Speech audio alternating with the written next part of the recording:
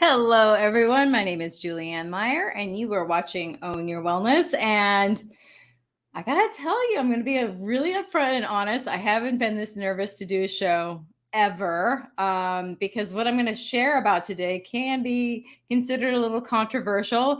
And honestly, I mean, who doesn't want to be liked by everybody? So I know it's an impossible feat. But anyway, so for those of you who don't know, I have dealt with addiction on just about every level. Personally, with my own demons, with my family members, and then I also worked at a couple different rehabs. And so, I've seen it from just about every angle imaginable.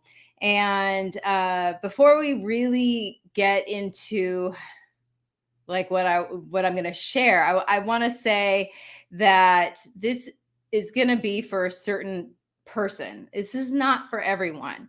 So there's different levels of addiction for anything, and there's different ways that you can deal with addiction. And there's the most popular way, especially when it comes to substance abuse, and that would be to go to rehab if you're blessed enough to have that opportunity. And then also to possibly, definitely go into the AA groups and or NA, depending on what your preference is. So I'm going to start off by saying this, that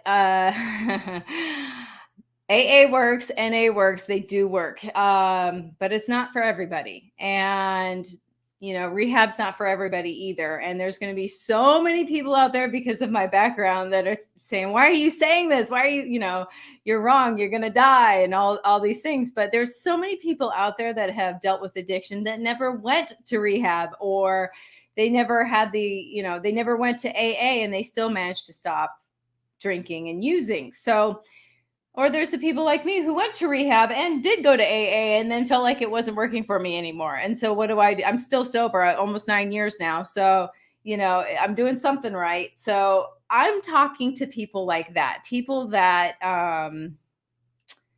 maybe have done the traditional things and they're ready to move forward past what that offers. Now, as I said before, it does work. So I'm going to keep repeating that for people that are jumping in late. So bear with me. But before I go any further, I want to say hello to Helene, who's watching. I haven't seen you here in a while, so I just want to say hello. But anyway, back to the topic. The thing is, there's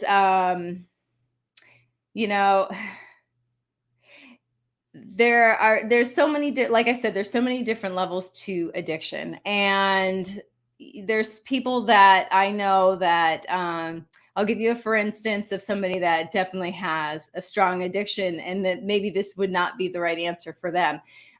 She was living in sober living, which means, for those of you who don't know, you can't drink there. You're like on a schedule. You have to keep certain commitments in order to live there, and you're around sober people, so it gives you extra structure. That's the best word. It gives you extra structure. So anyway, she ended up going out and drinking so much so that she ended up in the hospital, and she has pancreatitis. So she was on a ventilator and all of this, and it was a really scary place for her to be. And when she was finally released from the hospital, she didn't even make it back to her sober living before she was so drunk again that she was back in the hospital. Now, that is not who I'm speaking to. That is not the person that I'm speaking to. I am speaking to somebody more like myself who, has done all the things, or maybe not, because I didn't necessarily have to go to rehab and I could have been okay. It would have been a lot harder, but I could have been okay. But the thing is that the addiction is kind of how you deal with your life. It's not the actual, it's not the actual, I mean, definitely becomes a problem, especially when it ruins your life, but, and it can definitely ruin your life. So, but it's how you're dealing with the stresses in your life and what's going on. And sometimes even when life is good, people relapse. So, it's not easy to explain. So, I guess what I really want to start with before we get into like alternate ways of being sober and getting sober is that, if you're sitting here and you're watching this show and you're thinking, oh, maybe I don't have to go to AA, maybe I don't have to go to rehab, maybe my problem isn't that big. then you need help, and you definitely need more help than, somebody who just maybe drinks a little too much. So, that having that structure and borrowing somebody else's ideals for a moment until you can get your grounding again is a really good thing. But at some point, like for me, using somebody else's, going to them, like my sponsor, for example, and asking her what I should do about certain things. First of all, a sponsor is meant to walk you through the steps, and that's what they're there for. And the steps are amazing. But here's the thing about the steps is that they weren't invented by AA. They weren't invented by NA. If you look back at all of, where they came from, they are from spiritual texts. They are from other places. So these are not new ideas, but they all happen to be put together in one spot. So it makes it really helpful for somebody who's struggling to get sober. Now, the beautiful thing about AA is that you can be around people and tell your truth without people looking down on you. And I want to make sure that, especially in the beginning, it's a good idea to go until you can get used to your new way of being, because the problem with addiction is that it has to do with your brain, and it's your brain that's telling you you're going to be fine. It's the sick part. The thing that you need to have you save yourself is the thing that's sick. So it's one of these weird situations where, you kind of have to, like, your thinking got you exactly where you are. So how do you trust yourself? And it takes a little while for your brain to heal. In fact, it takes years for your brain to heal. So what can you do? So for me, I'm going to share a little bit about my story first and explain like the evolution and what is possible, because there's different categories of people out there that nobody talks about, at least in the circles that I used to run in. So I had a drinking problem that was really serious. And I mean, it almost killed me, honestly. I don't like admitting it. It's embarrassing because I know better. And my mom was an alcoholic. My brother died from alcoholism. There's all these things that, I knew better. So it's one of those things that I'm not proud of. But it did get me to the place where I am now. So, and if I can help anybody else, then that is great. So here's the thing. I was blessed enough to have the opportunity to go to rehab, and I went for 30 days, and it was a scary experience. And, a lot of people, when they go, they don't understand that that's only the beginning. That's not recovery. Recovery is what you do after you leave.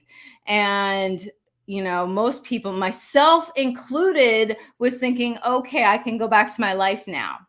Now I can go back to my life and I just won't drink, or I just won't use. This is what people tell themselves. It doesn't work like that. You really have to change how you approach life and how you show up. Now, it's hard because all the reasons why you're drinking or using, now you have to deal with them while you're sober, which is why you were drinking and using in the first place. So now you have to do all this work, and it's so uncomfortable. Oh my gosh, it's so uncomfortable, and it takes a long time. So I don't want anybody to think that, I'm going to be cured in 30 days. It doesn't work like that. It's kind of like saying, okay, I'm going to go on a diet and I'm going to limit my calories and exercise every single day, get down to my goal weight, and then I'm going to go back to eating McDonald's and sitting on the couch watching Netflix. It doesn't work like that. You don't get to keep the results if you don't keep doing the work. And it's beautiful when you get to the point where it doesn't feel like work. So that's kind of where I hope that a lot of people can get. And like I said, it does take time to get there. So anyway, it is time for us to go actually to a commercial. I can't believe it's already that time, but we will be back in just a minute. We're going to be talking, as I said, about getting sober, and we're going to get into some details and some different options about what is actually possible and what is out there, and just some different thoughts that me and my best friend always talk about, who happens to be, very passionate about this subject as well. So we'll be back in just a moment.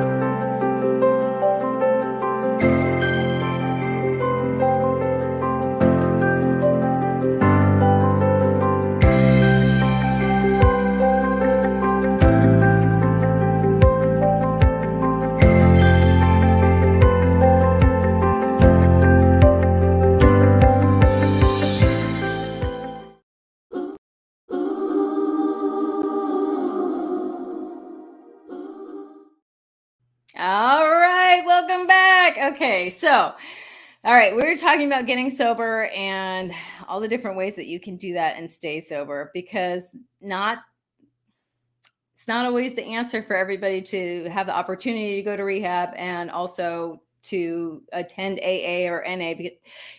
Um, like I said, it does work, but it's not always the best answer. And when you're on your spiritual evolution, you might actually move past it. And nobody ever talks about that. Nobody ever talks about the part where, you're healthier and you need something different and more. So just take a step back. I'm going to tell you, I've never liked AA. I've never enjoyed it. But the beautiful thing about it is that you are surrounded by people who want to help, and that don't judge you. They don't judge you, and they want to help. So it is a beautiful thing to realize that you're not alone as well. And these are all things that are fabulous. And I'm not saying don't go. I'm saying some people need to go. I have a friend that he's been sober 30 plus years now, and he goes literally every single day. And that's just not for me, but that is for him, and that's what works for him. And so, but that wouldn't work for me. So I'm talking to the people, like I said before, that maybe AA isn't always like what they want to try or do, or they had a really bad experience, because it's kind of like anything else. There are people there that are extremely opinionated, and they try and force their opinions on you because they feel very passionate about their sobriety, and they are trying to help you, but it doesn't come across that way. And it can be very discouraging to go again. And if you're in a small area, there might not be a lot of options for you either. So anyway, the reason why I went in the first place was when I was required to go, but but also I had this counselor that he said he got sober by doing yoga and by meditation, and that's how he got clean and sober. And he never went to AA. And I thought that was fascinating. And he said, but you need to go. You need to go to AA. And I thought, oh, well, okay, if he's telling me I need to go, I'm going to do it. I don't know why somebody who never really went convinced me to go, but I guess it was because it showed me that there was options. I didn't feel like I absolutely had to. And I think that's where a lot of people get stuck on this idea, like, I have to go for the rest of my life. No, you actually really don't. And there's so many people out there that will tell you that you do, and that you're going to die if you don't. And that, there's this whole underbelly of ideas that, that are out there that aren't necessarily for everyone. And so, I have certain friends that they were drug addicts and they still drink from time to time. They consider themselves sober because they don't ever get drunk. They don't have, alcohol has not changed their life. It has not altered their existence. They haven't lost jobs or people over it. They haven't lost themselves over it. They haven't lost things, whatever the case may be.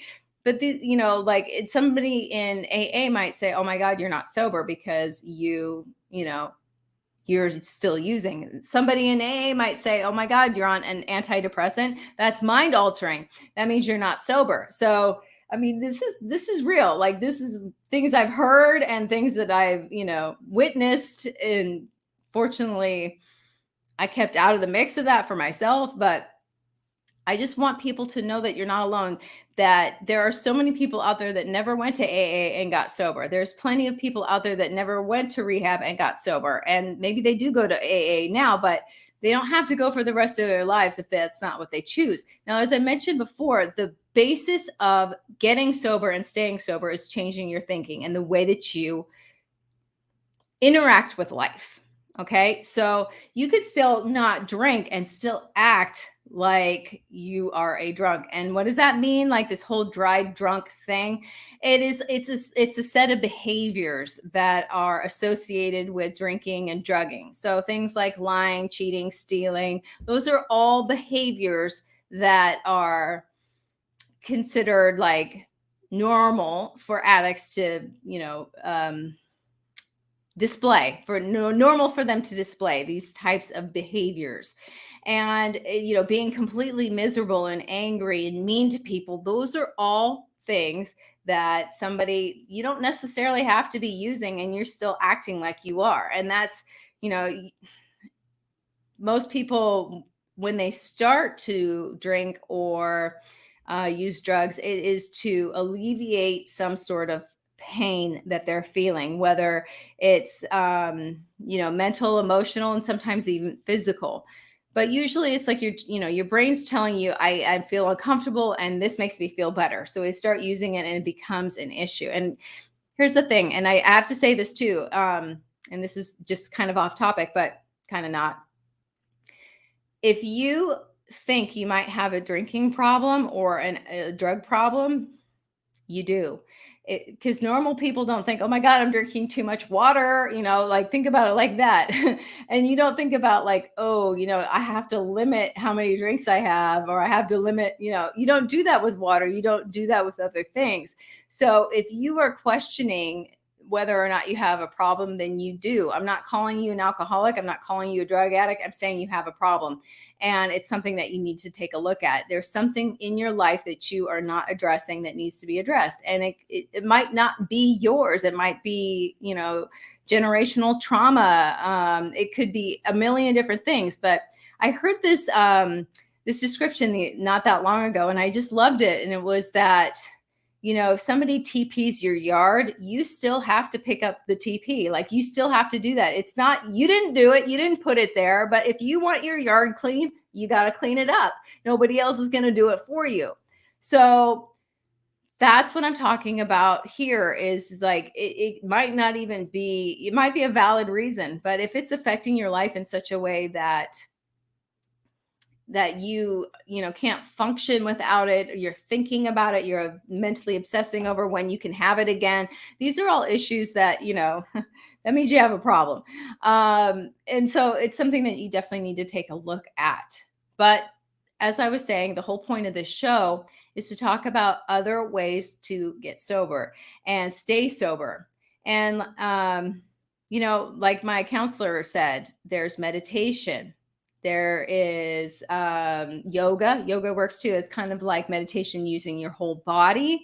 The Western societies have switched it into like an aerobic activity, but that's not what the original, it's not what it was intended for, which, you'd still have benefits from it physically, but it was more intended for the spiritual aspect of things. Now, something that I've noticed too is that a lot of people with addiction issues have this thing, the God complex. Like nobody wants to think, they got an issue with the God and power greater than themselves. But here's the thing, is that there's always going to be something greater than you. And it doesn't have to look like God. It doesn't have to look like the picture that you have in your mind, is what I'm saying. It doesn't have to be religion.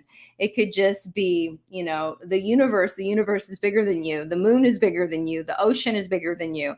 The moon can literally move the ground and the water. So it is bigger than you. There's nothing you can do to stop it. So if it's kind of, if you can admit that there is a power greater than you, then you kind of can get out of yourself, or start to get out of yourself, which is a fabulous thing.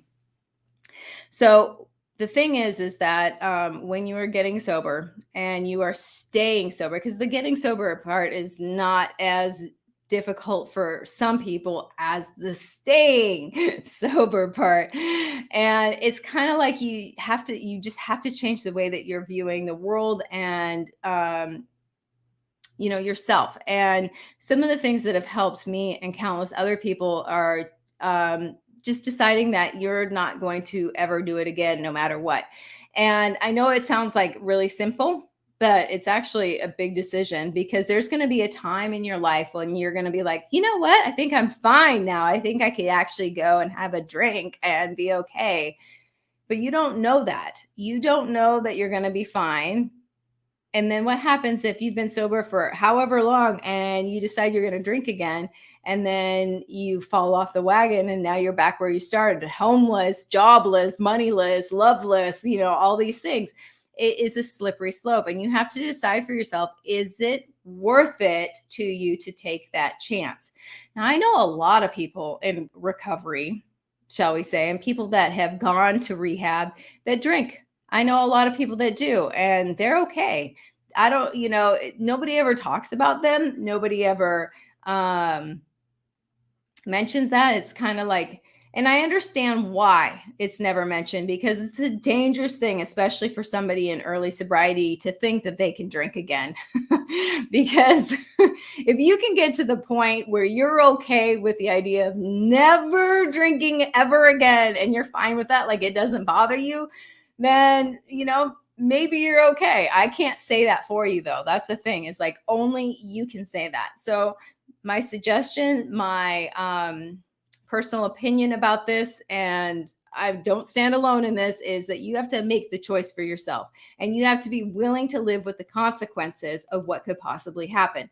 That's what you have to think about before, you do these big changes in your life and think about things, a little bit differently, because it is not easy to, it's not easy for some time, like there's so many reasons why you might want to choose to pick up again. One of them being a death of somebody, another one being the loss of a job, an important relationship. Some people I know, they're in like a car accident, for example. And I'm talking about real people. They literally would not accept any opioids, because they knew that if they did, that they would relapse and go back to their old ways. And opioids weren't even their thing. It was drinking. So, you've got to learn to know who you are, and you've got to be okay with where you are. And I don't want you to be shamed because you stopped drinking and you had this huge problem, and then one day you actually have like a glass of champagne somewhere. That doesn't mean that you're going to go back 100% to how you used to be, but only you know if it's going to be okay. That's the part. And, listening to somebody else saying, oh, you're going to die if you don't go to AA. Oh, you're going to die if you don't blah, blah, blah. At what point do you stop listening to other people tell you how to live your life? That's the thing that, nobody ever really talks about, and it drives me crazy. And I'm very passionate about that, because I used to hear for the longest time, you have to go to AA, otherwise you're not going to stay sober. And I'm just thinking to myself, I, can't listen to this anymore. Like, there's other ways. Like, I can live the principles of AA without actually going to AA. I mean, these are not made up by Bill W. These were not made up by him. This is not some new fandangled thing that he came up with. This is something that has been around for eons. I mean, the whole premise is to like admit that you have a problem, get help for it, and be a good person. Like, those are the things. Stop thinking about yourself as the center of the universe. These are, it takes time. Like, some people need to go to therapy to get better. I did some of that. I was on antidepressants, and I was on anti-anxiety and sleep aids for a while, but I weaned myself off. So, there's these different ways of showing up that you can do things differently, is what I'm trying to say, besides just going to AA. So, all right. I was really long-winded. So it is time for us to go to commercial, and we're going to be back in just a minute.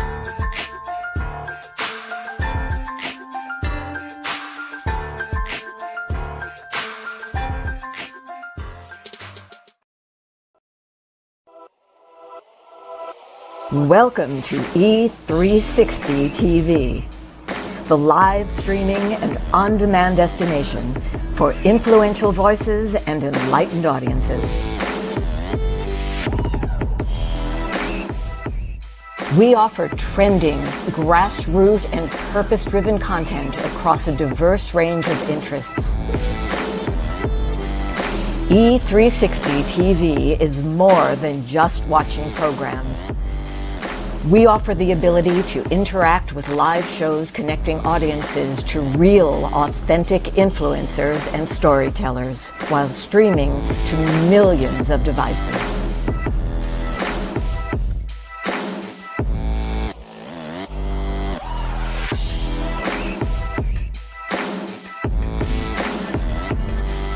Real experiences. Raw conversations. One destination for it all. E360 TV.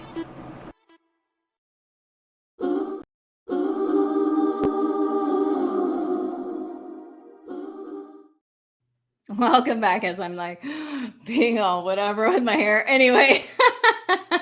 All right. So, I've been touching on like different ideas of sobriety and how it doesn't have to look the same for everybody.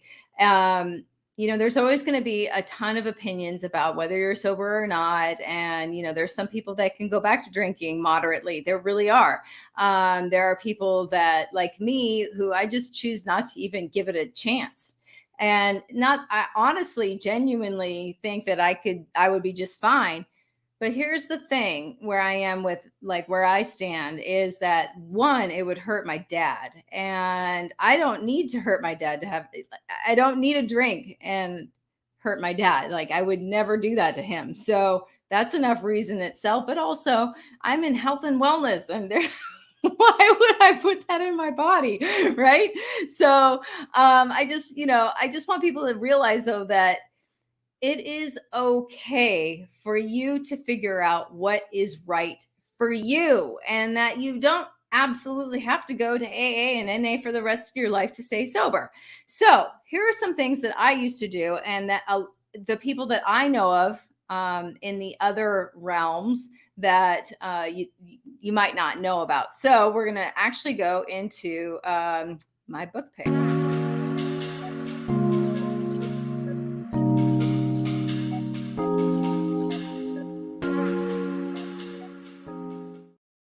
Okay.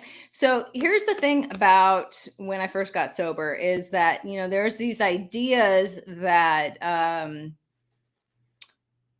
that were presented like in the big book, and the big book's pretty awesome. If you read that, that's the AA Bible basically. But I couldn't relate to a lot of it. And I really needed to expand my knowledge so that I could keep moving forward. There's only so many times I could read that book and it was enough for me. So I took this course when I was like, I don't know, 4 months sober, something like that. And actually the teacher of that course was on the show a while back. But anyway, it was based on this book called Change Anything.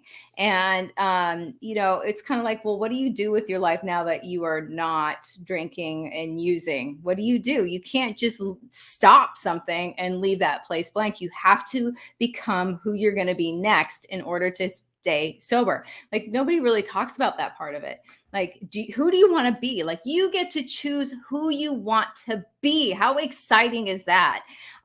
So, if you're going to change anything, you've got to start changing your whole life. And a lot of people, they need to fill that space with something else. And so a lot of people get into church and a lot of people get into going to the gym, which those are great things. But what else is there? You got to decide like, I've always been a huge volunteer. I volunteer for things all the time, or, for years, I would volunteer weekly at the cattery, as it's called. And basically I would clean cat poop once a week. But these are things that you could do to get outside of yourself. How do you want to show up and who do you want to be? Because you have to become a different person if you want to be sober. So this book, Change Anything, is a really good way to, how do I put this? You could, like, if you want to create a new habit, maybe instead of watching TV like you always did before, now you want to read books instead. So what can you do to change that? And that's what that book is all about. So it really helped me sort of develop into who I was going to be next, the next iteration of myself, shall we say. Something else that I was really blessed with finding, because one of the things I did in early sobriety was I worked as a volunteer at the library, and I used to put books away. And this is one of the books I found, which is Wherever You Go, There You Are by Jon Kabat-Zinn. And it's like a book about meditation, basically.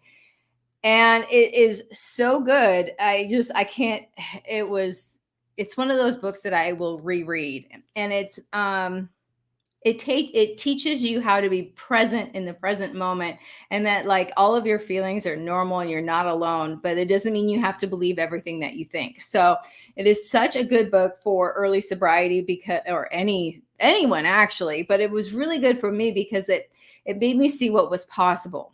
So like when you are getting sober, you're so stuck in this little box where the only thing that you're ever thinking about is when you're going to drink or use again. And like, that's really, how are you going to get the money? How are you going to hide it? Like, that is your entire existence, is that. So now you have all this mental energy that is free. Like some people, maybe you want to go back to school, but what are you going to do that is productive? Now, the other thing too that I really want to talk about is like, there's so much fear. There is so much shame for the way that you have behaved, and like what's new, like, because you used to buffer yourself with these, the alcohol and the drugs, and now you don't have that as your buffer. Like, and all of a sudden it feels very vulnerable, right? So here's another book. It's really, really good, by Steve Chandler, which you guys know I'm always talking about him. It's called Fearless: Creating the Courage to Change the Things You Can't See. And this is always about changing things, right? It's kind of like, like I said, you have to fill the void. You cannot leave it open. That is the main thing. And that's what people forget when they get sober, is that you can't just not. Like, people, I always find it weird celebrating my sobriety birthday, and everybody, like my parents are so happy that I'm sober. I'm like, why are we celebrating something that I'm not doing? But I also understand from their perspective that I'm alive now because I'm not drinking. I'm their daughter again because I'm not drinking. These are things that, it's just, I think I'd rather celebrate who I've become and who I'm becoming next than what I'm not doing. And I sometimes feel like, part of being sober, and this is for anybody. I mean, these are like life lessons for anybody. It's just that when you develop these issues, these chemical issues, you are forced to make a change, or you either die, you end up in an institution of some sort, or you're in jail. I mean, it's really that simple. There's no other option really for most people. So anyway, there's something that I had highlighted in this book, and this is one of the things why I really recommend Fearless, is that it's like, okay, the quote is, "We are like the sun asking to borrow a candle." And I just love that, because we don't realize how amazing we are and that we are the light. So it's kind of like, you just got to start seeing yourself in a different light and start, like I said, becoming who you want to be. And, it has to, one of the beautiful things about being an addict is that you think big, and it's a little crazy sometimes, but why not funnel those positives into something positive and actually follow through, like the action steps. So, some of the things that we can do to quiet the monkey mind, quiet the anxiety, like I said before, well, one of them is learning and reading and applying what we learn and read about. But like I said before, is the meditation, the yoga, gratitude. I don't know anybody who can stay sober if they're not grateful. So these are all practices. Affirmations can be really good as well. And, in the present tense, but these are all things where you're literally retraining your brain from this addict behavior and this addict way of being into something positive. And that's it's like school for the brain, as in like you're trying to, maybe it's personal training for the brain, like your brain's doing push-ups. There we go. I like that analogy better. All right. So another one too, and this is a big guy, is A Course in Miracles. If you have ever followed like I don't know, any personal development people like Les Brown, Marianne Williamson, Bob Proctor, people like that. Most of them have read A Course in Miracles. And I'm telling you right now, it's not an easy read. It's not like you flip through it and like you're done. It's not an easy read, but it does have a lot of foundational information that can help you change the way that you are living. And that's the whole point, is that you need to change the way that you are living and how you're showing up. So how, it's like I said, if you can change the idea of being in fear all the time and being ashamed of how you've been. And that's part of the reason why I talk about the things that I'm not proud of, because I want people to I never will be proud of how I have behaved in the past, during that time. But I want other people to know what is possible, that they can actually walk through it to the other side and be a normal person, and actually be more extraordinary, because you did have those experiences. You were forced to live in a way now that other people don't necessarily get forced to do. And it's a beautiful thing. So I just want you to realize that you are not alone. If you have ever dealt with addiction, that you have done obviously things that you are not proud of, but you are not alone in that. And I can guarantee you that I've probably done some of those things too. So that you've done. So you're not alone in that. But the beautiful thing is being able to walk through it to the other side. And there's one thing in AA that I really love, and it's making amends. And, a lot of people think, I don't know, there's certain people that won't forgive you for what you did, and that's okay. They have every right to feel the way that they do, but you can make a living amends. And what I mean by that is change the way you're behaving and how you're showing up in the world, so that you will never do what you did to them to anybody else. And that's your way of apologizing, is by being a different person, a better person than you were. Because once you know better, you can do better. But before you know better, it's pretty hard to do better, right? So these are some things that I think are really important to sobriety, is that you have to evolve into somebody new. You can't just stop what you're doing and go back to your life. That's the biggest mistake that everyone makes. And that's why so many people, fall off the wagon and come back again, fall off the wagon and come back again. It's like, you have to get to the point where,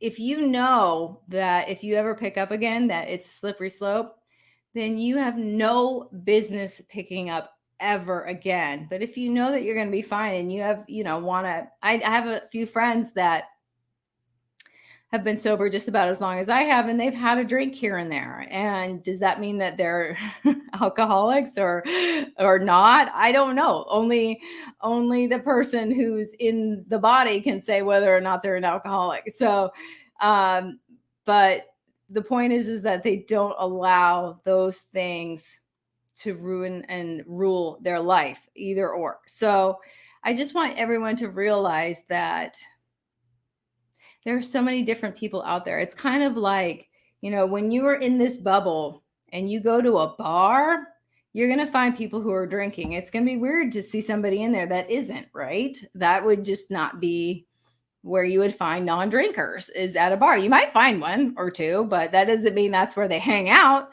So, when you are in the sobriety community, you're going to be around certain people and everyone that I know of that's in that community takes it extremely seriously, and which you should, because it is a life and death situation. But you also have to add some levity to the situation, because if you don't add lightness, who wants to live it? It should be as fun as possible. So, but what I'm getting at with that whole analogy is that if you are in that community, all you're going to hear of ways to be is from people who are living that way. There are so many people out there that don't go to AA, don't go to NA, and are still sober and clean. And they live beautiful, happy lives without that as their way to stay sober. So what you need to do for yourself is figure out what works for you. First of all, don't drink and use. It's really that simple. if you ever get to the point where, you think you're going to be fine, that's your choice to make. You could go ahead and try it, but you also are running the risk that you're wrong. And that's something that you need to think about. And something else that I didn't really touch on before that I really want to talk about is a lot of people, they get to this really good place and everything's going really well. And that's when they relapse. It's almost like self-sabotage, or they don't really know how to handle those feelings as well. Like those feelings of joy and happiness, they don't know how to handle them. And so it feels uncomfortable. So what do they do when they're uncomfortable? They go back to their comfort zone and start using and drinking again. So, these are things that you are, if you're not an alcoholic or a drug addict and you're dealing with somebody who is, that's a possibility. And don't think that they're weird, like these things happen. It's totally normal. Unfortunately, it's totally, totally normal. But what I'm saying is that, and I'm going back to this again, there's so many people out there like me that I haven't been in years. Now, I will say this too, is there was times when I was really uncomfortable in my own skin, and I was really uncomfortable because of what was going on in my life. So I would try going to a meeting, and it didn't actually help me, but I did try it to, because I know it works, but it didn't help me. And that really showed me though, that it's very individual, and I don't want anybody telling you what you need to do besides you, and you got to be careful, because there is like that place where your brain's going to tell you you're fine. But if you really want something, like you can't turn away and walk away from it, then you have an issue. If you're looking for an excuse to drink or a reason, oh, but I'm just here to celebrate, I'll be, then that's different than somebody like me that's like, no, I'm good. I don't need to drink ever again. If you could just never drink ever again, then you're probably going to be okay. So anyway, it is time for us to go to a quick commercial break. I know it's like all these commercials. Oh my goodness. But anyway, we'll be back in just a moment.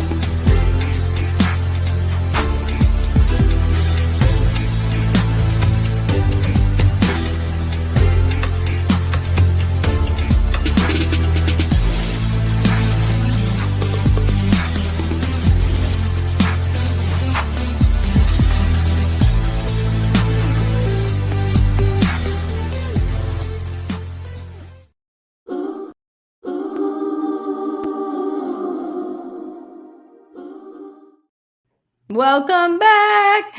Okay, so I just kind of want to recap a few things. And this show has been intended mostly for people who don't fit into the AA situation anymore, or at all, or NA for that reason, but they still want to be sober and stay sober. And the thing with sobriety is that you can't just stop what you're doing and be okay and go back to your life just because you chose to stop drinking. You have to change how you're being and how you're showing up in the world. You have to fill those spots with something else. So this is, like I said before, this is the fun part. This is where you get to create who you're going to be, how you're going to show up. And, something else that I feel compelled to share really quickly is a lot of people are very afraid of losing their friends, because now they're going to be sober, and who are they going to hang out with? But the beautiful thing is that when you do change your life, new people show up, but you got to make room for them anyway. And it's interesting because, in early sobriety for me, I was so afraid of like missing out on like going to the bars and things like that I loved doing before. And then I've been to bars and stuff, and I don't miss it because I've changed. It's no longer what's fun for me. So the thing is that you're not missing out on anything if you're changing who you're being. So, it's scary, but either your friends will go out and you guys can do different things, or you'll make new friends, or maybe a little bit of both. I think I'm going to sneeze. Excuse me, allergies. Woo, that was a big one. Anyway, sorry about that. But anyway, but the beautiful thing about sobriety, and this is where I was really lucky, is that I had the opportunity to keep studying spiritual stuff. And when I say spiritual, I don't mean like religion. I'm talking like the John Kabat-Zinn meditation stuff, and just different ways of like dealing with what's going on inside of me. I didn't go to therapy, but I highly recommend it for some people. I mean, if that's right for you, then please do that. But you've got to figure out what's right for you. And you can't just not do something. You have to be in something else. Like I said before, I'm going to say it one more time, is that, it's like going on a diet. You can't just stop what you were doing and expect there to be the same results. So, keep in mind that you're never going to have the life that you were living before, minus the drinking and the alcohol. You're going to have to create something new. It has to be something different, and you need to like move forward. It's like outgrowing. I used to play with Barbie dolls. I don't play with Barbie dolls anymore. I outgrew them. It's the same idea. Like, you need to become somebody new and like find different things that you like and enjoy, and find different ways of dealing. Like when the stress comes up, maybe journaling, calling a friend. These are all things that you can do to help yourself. But you just have to be able to sit in the uncomfortability of your feelings. And if that's what it is uncomfortable. So anyway, I can't believe we did this. Yay, I'm excited. I did have a couple of questions for Ask Julianne. So let's get to those, as many as we can. All right.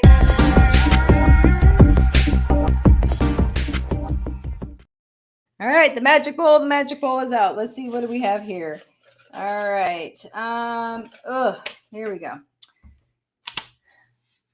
Are cleanses healthy, and when should you do one? Ooh, I love this question. Are cleanses healthy?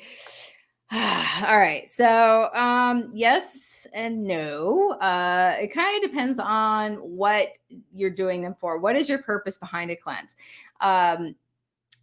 Like for me, I did a juice cleanse years ago, and all I did was drink juice for 4 weeks, and pressed juices, made it myself, or like kombucha, things like that.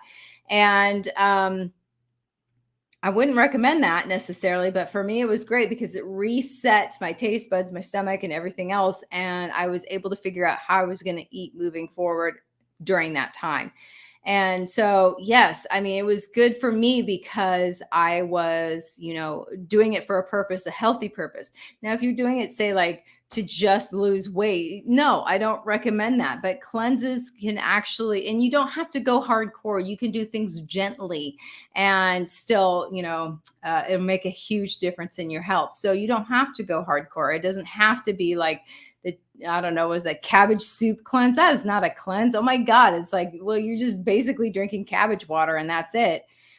I mean, a lot of people do cleanses, or they could be considered cleanses, but it's for spiritual reasons. So, like I said, it really just depends on what the reasoning is behind it. Now, if it's, like I said, for something to benefit you in the long term, and you realize that this is a temporary thing, then great. But if you're doing it for like some magic bullet situation, then no, that's not a good idea. And then the other part of that question was, when should you do one? Well, a lot of Eastern philosophy is to do one every season change. And that's a good place to start. But basically, if you're having symptoms like itchiness, like for me, sneezing, any sort of I don't know, issues that, like could signify some sort of a blockage of sorts, that's when you want to do a cleanse. And I highly recommend that you don't just pick something randomly. You speak with a functional doctor, for example, or somebody, in the nutrition world that actually knows what they're talking about. Don't just randomly pick something. Talk to somebody who has knowledge about it and go from there. All right, we got time for one more question from the bowl. Let's see, what do we have here? I hope it's a good one. Okay. All right, I have an injury. What should I do for workouts? Okay, so a lot of people will use an injury to stop them from working out, it's a great excuse. Like, I'll give you a perfect one. Today I fell down the stairs. I know, it was really crazy. My sock, I don't know, it was just slippery or something, and I like skidded down the stairs, landed on my booty, and I actually got a rug burn on my elbow. And so I called my fiance and I told him what happened. And he was like, "Do you still want to work out today?" And I was like, "Heck yeah, I want to work out." But a lot of people might use that as an excuse not to. But here's the thing. Now, let's say I hurt my arm, for example. I can always do lower body. I can always do core exercises. I don't have to use my arm. Let's say I probably bruised my booty. I think I'm fine, honestly. Thank goodness I just basically almost sat down on the stairs, just very quickly. Anyway, the point though is that I could do something else that's less, I don't know, intense. I could go for a walk instead of lifting weights. I could do yoga instead of lifting weights, Pilates. There's different options. You don't have to stop what you're doing just because you have an injury. Unless your doctor tells you to, then yeah, you need to stop what you're doing. You need to pay attention to what your doctor is telling you. But you know what's best for you. So you don't have to stop, and you don't have to use it as an excuse to stop. All right. So anyway, I actually have some more questions, but we are out of time. So everyone, I just want to say thank you so much for being here today and for listening to what we have to say about being sober and sobriety. Just know that it doesn't have to look a certain way. You can do it your way. And you're not alone. You're not a freak if you happen to not follow what a group of people in a subculture say about how you need to be sober. So anyway, everyone, we are going to, what day is it? Today's Thursday. Oh my gosh, I can't believe it. We're going to be back on Monday. And on Monday, we're going to be talking about the dangers of your comfort zone. Dun, dun, dun. I know it sounds kind of serious. Well, not really. But anyway, everyone, I just want to say thank you for joining us today and enjoy your weekend.